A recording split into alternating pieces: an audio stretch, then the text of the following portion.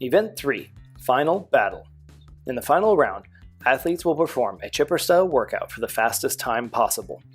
At 3, 2, 1, go, the athlete will complete 50 plank shoulder taps, touching the hand to the opposite shoulder, 40 jumping lunges, with both feet leaving the ground in a jump after each repetition, 30 burpees, laying fully on the ground and jumping again with both feet, 20 sit-ups, with the knees in the butterfly position, 10 shuttle sprints, touching objects placed 5 meters apart.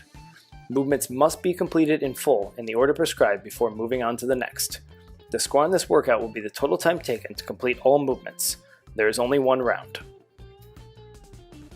Plank shoulder taps begin with the athlete in the tall plank position with the hips and knees fully extended. The athlete will then lift one hand off of the ground, touch the opposite shoulder, and return that hand to the ground before proceeding with the alternate hand. The repetition will count when the athlete touches the shoulder. Athletes must alternate hands each repetition.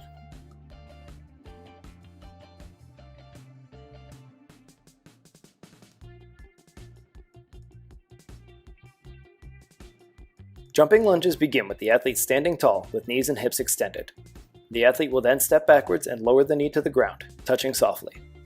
Once the knee touches the ground, the athlete will then explosively extend the lower body, jumping both feet off of the ground before performing the next repetition. Athletes may cycle repetitions by going directly into the next lunge when landing from the jump. The height of the jump does not matter, but knees and hips must reach full extension with both feet off of the ground. At this point is when the repetition is counted.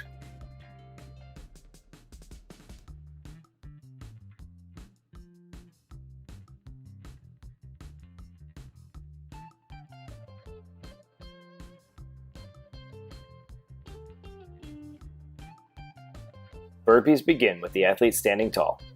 The athlete will then place the hands on the ground, jump or step the feet back, and lower the entire body onto the ground. The chest must touch the ground at this point. The repetition will count when the athlete returns to standing, jumps both feet off of the ground, and claps their hands over their head.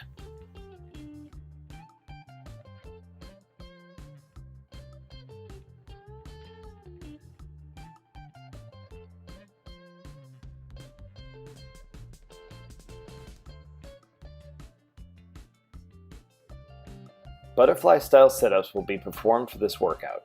Sit-ups begin with the athlete lying on their back with the bottoms of their feet touching and knees to the sides.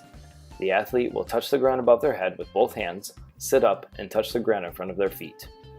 Each cycle of touching the ground above the head and then in front of the feet with both hands will count as one repetition.